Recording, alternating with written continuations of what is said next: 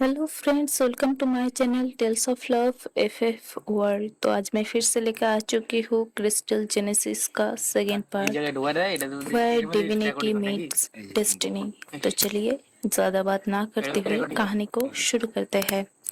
समय फिर से चलने लगी। देवताओं के लिए समय का अर्थ अलग होता है। मनुष्यों के लिए जो एक साल होता है, स्वर्ग के लिए वो सिर्फ एक पल जैसा था। और इसी तरह एक पल के बाद दूसरा पल आता गया। लानवांग जी अपने कर्तव्य निभाते रहे।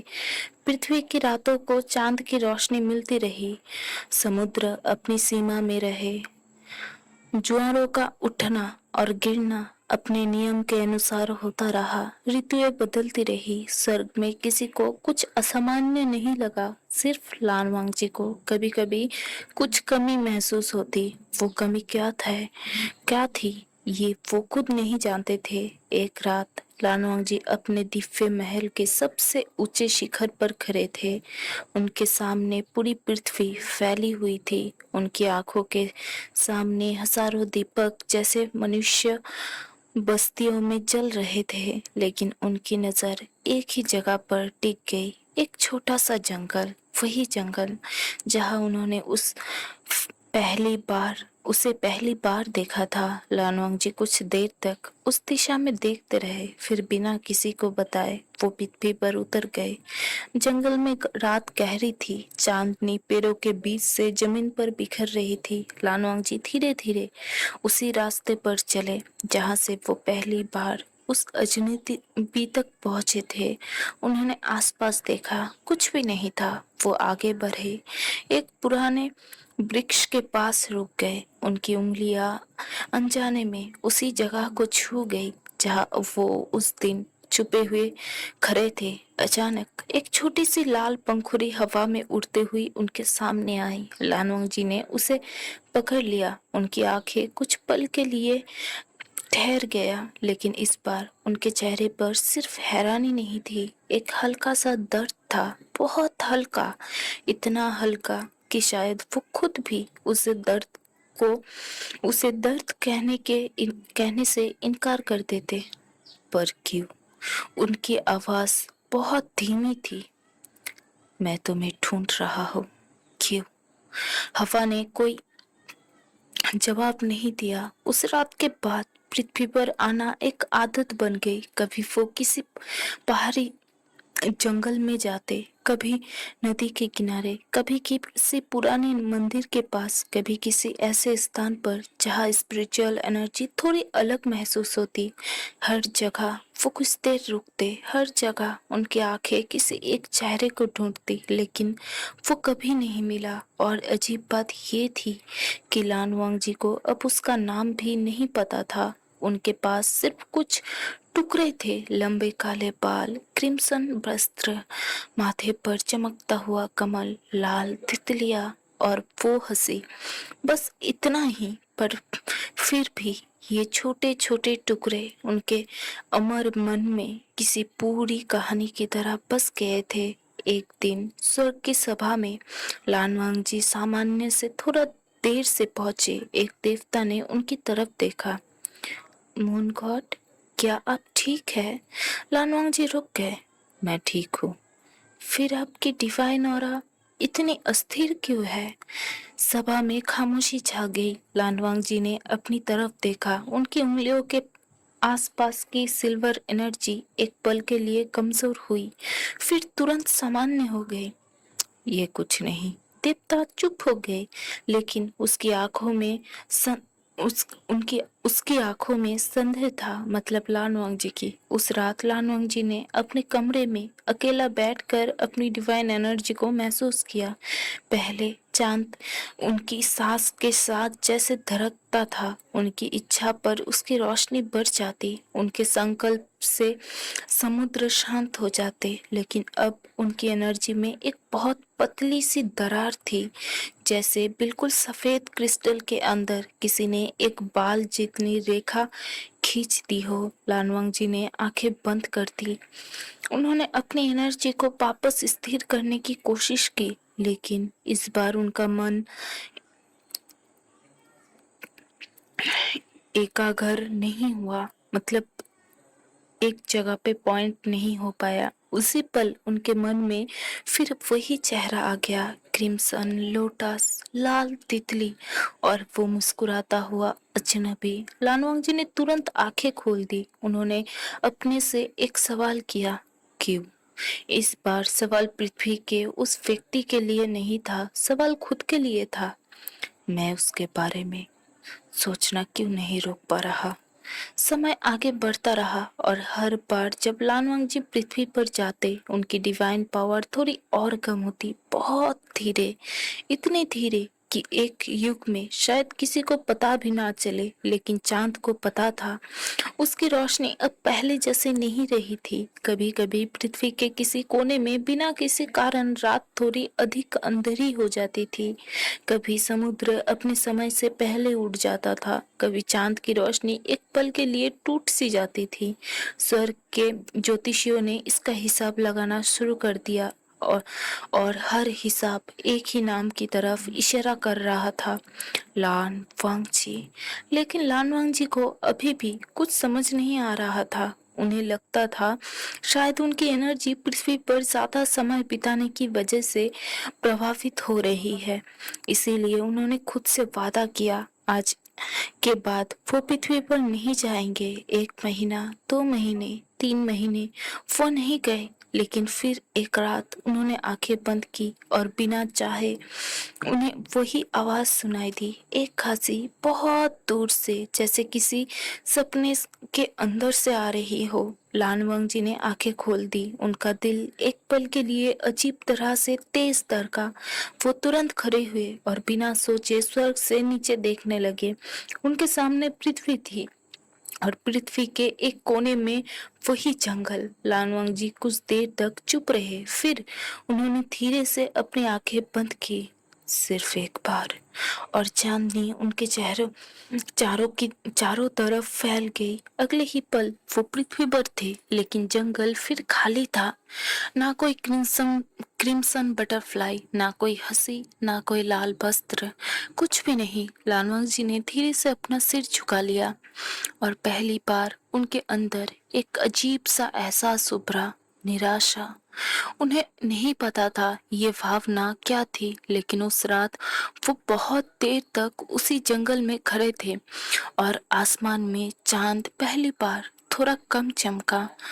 अब बीच में इंटरप्ट करने के लिए आई एम सॉरी, बट मेरे गांव के कुछ ही दूर में डीजे बॉक्स बज रहा है। वो कुछ ही दिनों पहले, मतलब शायद कल ही मनसा पूजा गया है, तो उसी की वजह से बॉक्स बज रहा है, तो उसकी आवाज़ धीमी धीमी सी ही आ रही है। अगर बैकग्राउंड में सुनाई दे तो प्लीज़ उसे इग्नोर कीजिएगा। उस रात के बाद लानोंग जी ने खुद को पृथ्वी से दूर रखने की पूरी कोशिश की, लेकिन किसी को ये नहीं पता था कि किसी जगह से दूर रहना उस जगह को दिल से दूर कर देना नहीं होता था। और लानवांग जी के लिए पृथ्वी अब सिर्फ एक लोक नहीं रह गई थी, वह एक याद थी, एक ऐसा चेहरा जिसका नाम वो नहीं जानते थे। स्वर्ग में सुबह अपने नियम के अनुसार हुई, दिव्य घंटियां बजी, देवता अपने अपने कर्तव्य में लग गए। लानवांग जी भी सभा में उपस्थित थे। उनके चेहरा हमेशा की तरह शांत था, सीधा, निश्चल, जैसे उनके अंदर कुछ भी नहीं बदला। लेकिन जब सभा के बीच चांद के संतुलन की रिपोर्ट पेश की गई, तो पहली बार पूरा सभागृह चुप हो गया। एक ज्योतिषी ने अपना दिव्य पत्र खोला। पृथ्वी के उत्तरी समुद्र में पिछले 3 युगों से लूनर एनर्जी में लगातार कमी दिखाई देखी गई है। एक और देवता ने कहा, रात की आबादी भी कुछ कस्तरों में बदली गई है। तीसरा देवता धीरे से बोला, ये किसी बाहरी शक्ति का प्रभाव नहीं लगता। सभी की नजर एक ही व्यक्ति की तरफ उठ गई, लान वांगजी। लान वांगजी ने कोई प्रतिक्रिया नहीं दी, बस शांत स्वर में पूछा, कितनी कमी? ज्योतिषी ने कुछ पल संकोच किया, अभी बहुत कम। कितनी? इतनी कि अगर इसी गति से चलती रही तो कुछ समय बाद चांद का संतुलन प्रभावित हो सकता है। सभा में फिर सन्नाटा छा गया। लानवांग जी ने आंखें नीचे कर ली। उन्हें पता था ये वही था, उनकी अपनी शक्ति। सभा समाप्त होने के बाद उन्हें स्वर्ग के सबसे पुराने देवताओं में एक ने रोका। लानवांग जी मुड़ गया। वृद्ध देवता उनके सामने कुछ पल तक चुप रहे, फिर बोले, मैं तुम्हें एक प्रश्न पूछ सकता हूँ? हाँ। क्या तुम पृथ्वी पर जा रहे हो? लानवांग जी की आंखों में एक पल के लिए हल्का सा बदलाव आया, बस एक पल। अपने कर्तव्य के लिए? हर बार?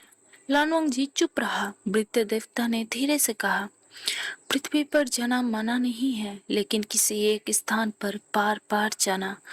वो रुक गया और वहां से लौटने के बाद अपनी डिवाइन एनर्जी खोना ये सामान्य नहीं है।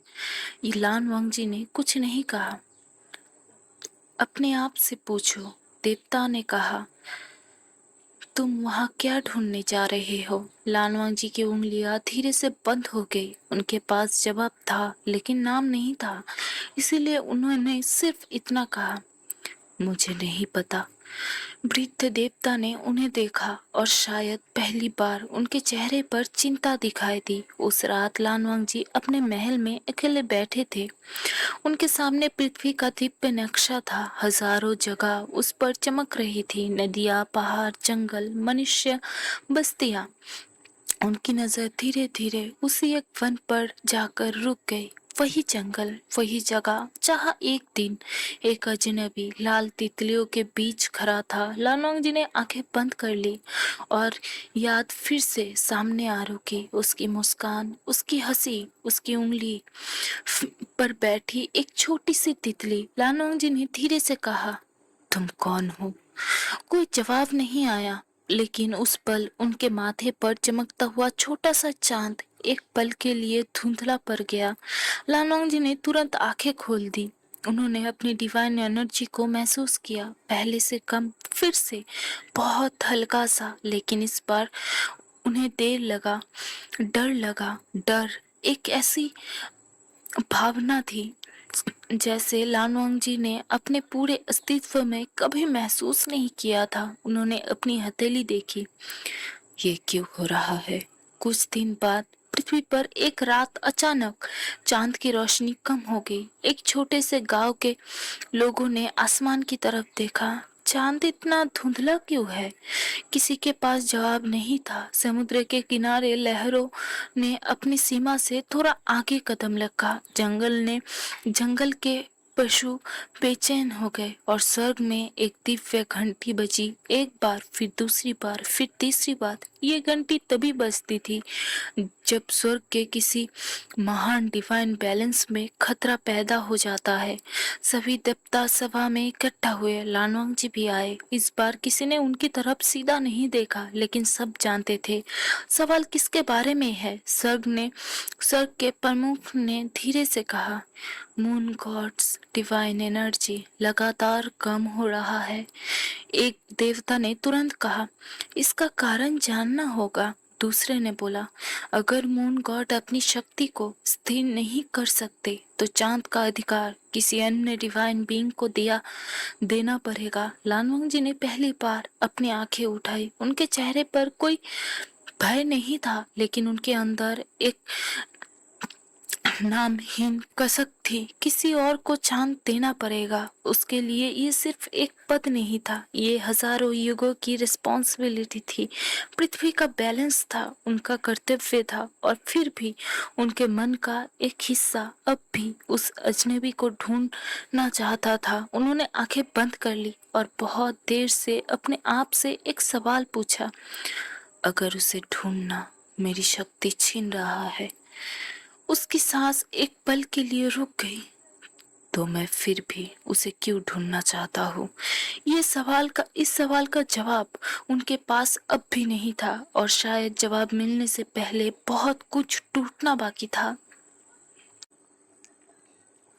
स्वर्ग में उस दिन के बाद लानवांग जी पर नजर रखी जाने लगी। किसी ने उनसे उनका कर्तव्य नहीं छीना था, अभी नहीं, लेकिन अब उनकी हर मूवमेंट देखी जा रही थी। उनकी डिवाइन एनर्जी, उनका पृथ्वी पर जाना और सबसे ज्यादा उनका बदलता हुआ अस्तित्व। लानवांग जी ने किसी से इसका विरोध नहीं किया। उन्हें लगता था अगर वो अपने इमोशंस को समझ लेंगे तो शायद सब ठीक हो जाएगा, लेकिन प्रॉब्लम ये थी कि उन्हें ये भी नहीं पता था कि वो इमोशंस क्या थे।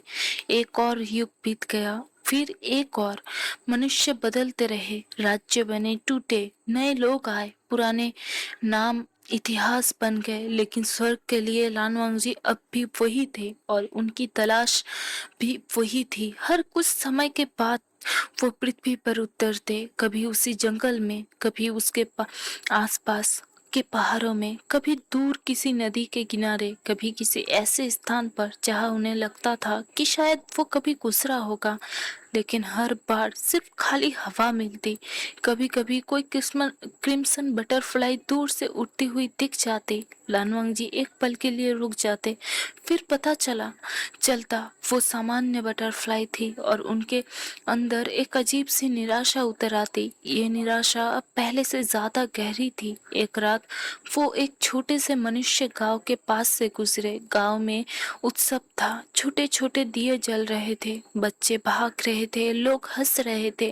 किसी घर से बिना की आवाज आ रही थी। लानोंग जी दूर खड़े सब देख रहे थे। उन्होंने कभी मनुष्य को इस तरह करीब से नहीं देखा था। एक छोटा सा बच्चा भागते हुए गिर गया। उसकी माँ तुरंत उसके पास गई। बच्चा रो रहा था। माँ ने उसे बाहों में उठाया। कुछ ही पल बाद वो बच्चा फिर से हंसने लगा। लानोंग जी चुपचाप देखते रहे। उनके अंदर कुछ हल्का सा हिला। माँ का डर, बच्चे का दर्द, फिर उसकी हंसी, ये सब इतना छोटा था लेकिन इतना सच। लानोंग जी ने पहली बार सोचा मनुष्य इतना कुछ महसूस करते हैं फिर भी जीते कैसे हैं। उनके पास इसका जवाब नहीं था। तभी एक बुरी औरत की आवाज आई, बेटा तुम यहाँ नए हो। लानोंग जी मुड़ गया। औरत उन्हें देखकर मुस्कुरा रही थी। लानोंग जी कुछ पल चुप रहे, फिर धीरे से बोले, मैं। वो रुक गया। उन्हें पता नहीं था कि क्या कहना है। औरत हंस पड़ी। नाम नहीं बताना चाहते? लानवांग जी बहुत धीरे से कहा। लानवांग जी। औरत ने नाम दोहराया, लानवांग जी। फिर मुस्कुराकर बोली, अच्छा नाम है, बस इतनी सी बात। लेकिन लानवांग जी जाने क्यों उस रात उस नाम को किसी और की आवाज में सुनते रहे। स्वर्ग लौटने के बाद उन्होंने पहली बार अपना नाम लिखा, लान फांगची। उसके नीचे अनजाने में एक और चीज लिखती, एक छोटा सा शब्द, फुई। लानवांग जी रुक गया। उनकी आंखें उस शब्द पर टिक गई। उन्होंने उसे तुरंत मिटा दिया, लेकिन कुछ देर बाद फिर लिखा, फुई फुशियान। इस बार उनकी उंगलियां रुक गई। ये नाम उन्होंने कभी सुना नहीं था। उन्होंने उस व्यक्ति से कभी नाम नहीं पूछा था। फिर ये नाम उनके मन में आया कहाँ से? लानवांग जी ने आंखें बंद कर ली। जंगल का वही दृश्य फिर सामने आया। क्रिम्सन रोब्स, लाल तितलियां और वो मुस्कुराता हुआ चेहरा। उनके होठों से बिना सोचे निकला, वी फुशियान। जैसे किसी बहुत पुरानी याद को पहली बार नाम मिला हो। उसी पल स्वर्ग के आकाश में चांद अचानक कंपित हुआ। पृथ्वी के कई सतहों पर रात का प्रकाश एक साथ कम हो गया और लानवांग जी के शरीर से एक हल्का सा सिल्वर ग्लो बाहर निकला, फिर धीरे से बुझ गया। लानवांग जी ने अपनी छाती पर हाथ रखा। उनका दिव्य हृदय पहले से कमजोर था और उसकी धड़कन भी अलग लग रही थी। धक, एक पल, फिर आवाज आया, धक, फिर एक और, जैसे कोई नई चीज उनके अंदर जन्म ले रही हो। एक ऐसी चीज जिसका संबंध किसी डिवाइन लॉ से नहीं था। अगली सुबह, स्वर्ग की सुबह में एक नया हुक्म जारी हुआ। मून गॉड को पृथ्वी पर आवश्यक रूप से जाने से रोक दिया गया। लानवांग जी ने हुक्म सुना। उन्होंने विरोध नहीं किया, बस एक सवाल पूछा, कितने समय के लिए? सभा में खामोशी छा गई। प्रमुख देवता ने कहा, जब तक तुम्हारी डिवाइन एनर्जी स्थिर नहीं हो जाती। लानवांग जी ने आंखें नीचे कर ली। समझ गया, लेकिन अंदर से उनके मन में सिर्फ एक ही बात चल रही थी, अगर मैं पृथ्वी पर नहीं गया तो उसे कैसे ढूंढूंगा।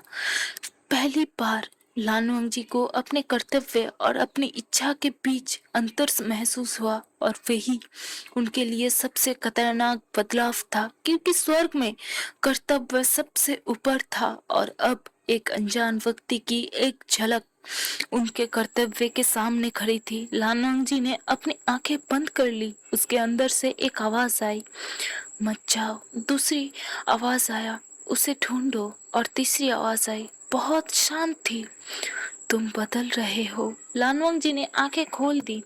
उन्हें पहली बार इस बात का डर लगा, शायद स्वर्ग को जिस चीज का डर था वो सच में शुरू हो चुकी थी। स्वर्ग में उस दिन के बाद लानवांग जी को पृथ्वी पर जाने की अनुमति नहीं थी। ये कोई सजा नहीं कही गई थी, अभी तक तो नहीं। इसे सिर्फ एक डिवाइन रिस्ट्रिक्शन कहा गया, लेकिन लानवांग जी जानते थे स्वर्ग में किसी गॉड पर रिस्ट्रिक्शन तभी लगती है जब स्वर्ग को उसके अस्तित्व पर संदेह होने लगे, और उनके अस्तित्व पर अब संदेह था। दिन बीतते गए। लानवांग जी अपने महल में ही रहे।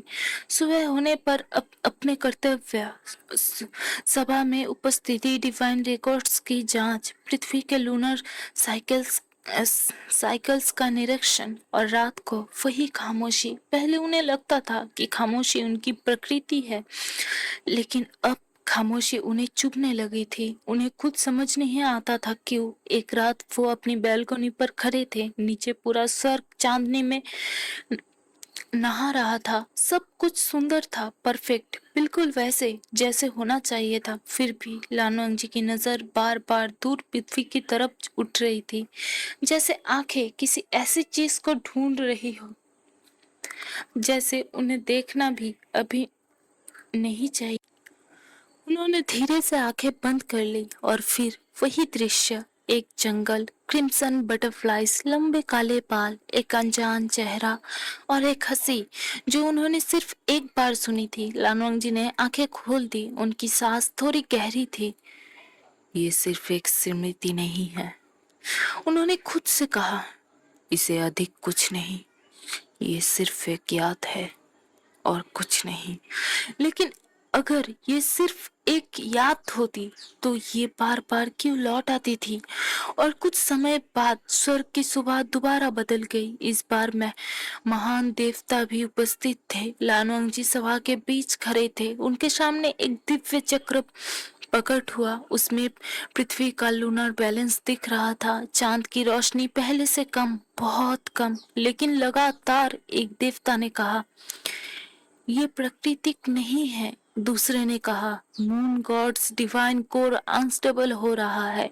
तीसरे ने बोला, इसका मूल कारण क्या है? किसी के पास जवाब नहीं था। फिर सबसे पुराने देवता ने लानवांग जी की तरफ देखा। लानवांग जी, हाँ, क्या तुम्हारे अंदर कोई ऐसा इमोशंस उत्पन्न हुआ है जो पहले नहीं था? लानोंग जी चुप रहा। इमोशन? उन्होंने ये शब्द सुना था, लेकिन उनके लिए इसका अर्थ कभी व्यक्तिगत नहीं रहा था। उन्होंने धीरे से कहा, मुझे नहीं पता। सभा में हल्की सी हलचल हुई। नहीं पता? लानोंग जी ने आंखें नीचे कर ली। मैं जो महसूस करता हूँ उसका नाम नहीं जानता।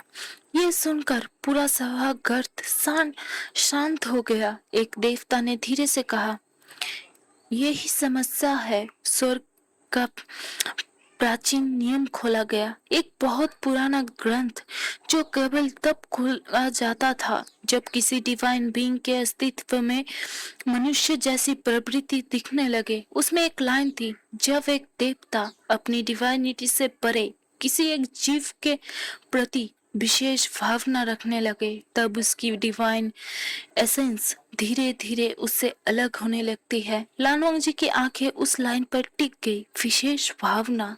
उन्होंने पहली बार समझा, ये वही था वो अनजान व्यक्ति, उसके लिए उनका बार बार पृथ्वी जाना, उसके एक झलक को हजारों बार याद करना, उसके उसके ना मिलने पर होने वाली निराशा। लानवांग जी ने धीरे से आंखें बंद कर ली। तो ये यही था ह्यूमन इमोशंस, और इसी इमोशन की कीमत उनकी डिविनिटी थी। मून गॉड, सभा के प्रमुख ने कहा, तुम्हारे पास अब दो मार्ग है। लानवांग जी ने आंखें उठाई। पहला, अपनी भावना को समाप्त करो, अपने अस्तित्व को वापस वही प्योरिटी में ले जाओ। या थोड़ी देर की खामोशी के बाद उसने कहा, अपनी भावना को स्वीकार करो। लानोंग जी चुप रहे। दूसरा मार्ग तुम्हें धीरे धीरे तुम्हारे डिविनिटी पोजीशन से दूर ले जाएगा। एक दिन चांद तुम्हारा नहीं रहेगा। लानोंग जी की उंगलियां धीरे से कस गई।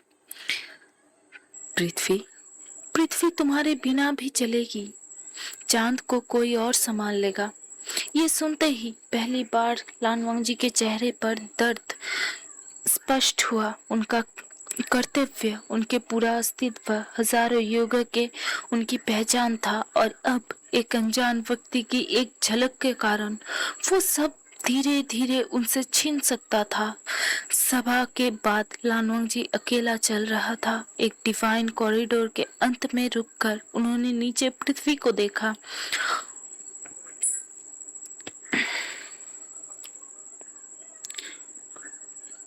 उन्हें पता था अगर वो चाहे तो भी एक पल में वहां जा सकते हैं, लेकिन हुक्म था, उन्हें नहीं जाना था। लानवांग जी ने बहुत देर तक पृथ्वी को देखा, फिर धीरे से कहा, मैं तुम्हें जानता भी नहीं।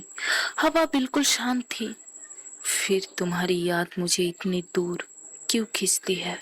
कोई जवाब नहीं, बस दूर पृथ्वी पर एक छोटा सा लाल प्रकाश चमका। लानोंग जी ने उसे देखा।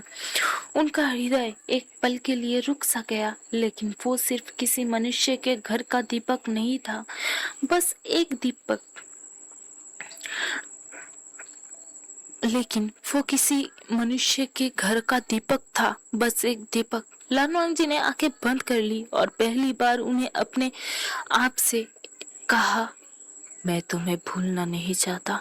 उसी पल उनके माथे का छोटा सा सिल्वर क्रिसेंट पहले से थोड़ा कम चमका, और स्वर्ग के किसी दूर कोने में एक दिव्य घंटी अपने आप और स्वर्ग के किसी दूर कोने में एक दिव्य घंटी अपने आप बज उठी। एक बार जैसे ब्रह्मांड ने उनके फैसले सुन लिया हो। लानवांग जी ने आंखें खोल दी। उन्हें अभी पता नहीं था कि उनके ये छोटा सा फैसला एक दिन उन्हें गॉड से ह्यूमन बना देगा, और उसी दिन जिस व्यक्ति को वो हजारों साल से ढूंढ रहे थे वही उनके सामने एक सामान्य मनुष्य बनकर खड़ा होगा। लेकिन तब लानवांग जी को ये भी याद नहीं रहेगा कि उसने कभी उसे डिवाइन फॉर्म में देखा था। तो आज के लिए इतना ही। पता है बहुत कम है, लेकिन मैं कोशिश कर रही हूँ रेगुलर अपडेट देने की। कल नहीं दे पाई क्योंकि कल हमारे यहाँ पूरे दिन बारिश हुई, और जो कि मेरे घर का ऊपर का छत टीन का है, तो बारिश होने की वजह से बहुत जोर से आवाज आती है, तो मैं रिकॉर्डिंग नहीं कर पाई। मैं फिर भी कोशिश करूंगी रेगुलर अपडेट देने की, कम से कम आधे घंटे की तो दे दूं। तो आज के लिए इतना ही। इतनी तक कहानी आपको कैसी लगी और आगे कैसी चलेगी उसका हिंट शायद आप लोगों को मिल चुकी है। और कहानी को पसंद आए तो थोड़ी सी सपोर्ट दिखाएगा, लाइक कीजिएगा, कमेंट कीजिएगा, थोड़ा सा शेयर कीजिएगा अपने पसंदीदा लोगों के साथ जो वांगशंग सुनते हैं। ये कहानी थोड़ी सी डिवाइन है, इस कहानी में थोड़ी सी ज्यादा इमोशंस है, और ये कहानी थोड़ी सी लॉन्ग है, बहुत ज्यादा लॉन्ग नहीं पर थोड़ी सी लॉन्ग है। तो आज के लिए इतना ही। फिर से मिलेंगे इसी प्लेटफॉर्म में इसी कहानी की नेक्स्ट पार्ट के साथ। प्लेटफॉर्म का नाम याद तो है ना, tales of love FF world. Bye bye. ओ हाँ, आई एम सॉरी, मैं आप लोगों से कुछ डाउट क्लियर करना चाहती थी। मैं एक और चैनल खोलना जिसमें अलग अलग कैरेक्टर को मतलब अलग अलग कैरेक्टर के बीएल कहानी रखी जाएगी। जैसे कि मेरे कुछ और भी पसंदीदा शिप्स है, जैसे कार्टून के नोबिता और डेकिसुगी, और शिनचैन में शिनचैन और खजामा हो गया, और भीम में कालिया और छोटा भीम, ऐसे ही। और एक्चुअली वांगशियन में मेरा एक सीक्रेट लव स्टोरी भी मेरा क्रिएट करने का मन है, जो जियांग चैन के फादर और विभूषण के फादर के बीच होगा। तो ये सब मैं वांगशन चैनल में अपलोड नहीं देना चाहती। क्या आप लोग ऐसे नए नए कैरेक्टर के बीएल स्टोरी सुनना चाहते हैं तो आप लोग ज़रूर मुझे बताइए, ताकि मैं उसको एक और चैनल बनाने के बारे में सोच सकूं। वहाँ पे आप लोग कमेंट करेंगे, जिस भी कैरेक्टर के बारे में कहानी सुनना चाहते हैं उस कैरेक्टर के बारे में मैं कहानी सुनाऊंगी। अगर वो कैरेक्टर ज़्यादा पॉपुलर नहीं है तो उस कैरेक्टर के बारे में आपको थोड़ा सा मुझे इन्फॉर्मेशन देना होगा। तो अगर आप लोग इंटरेस्टेड है तो ज़रूर मुझे कमेंट सेक्शन में बताएं, और ये कहानी कैसी लगी वो भी बताएं। मैं आप लोगों के साथ डिस्कस करने के बाद ही वो चैनल खोलूंगी। अगर आप लोग इंटरेस्टेड नहीं हैं तो मैं नहीं खोलूंगी। तो आज के लिए इतना ही, बाय बाय।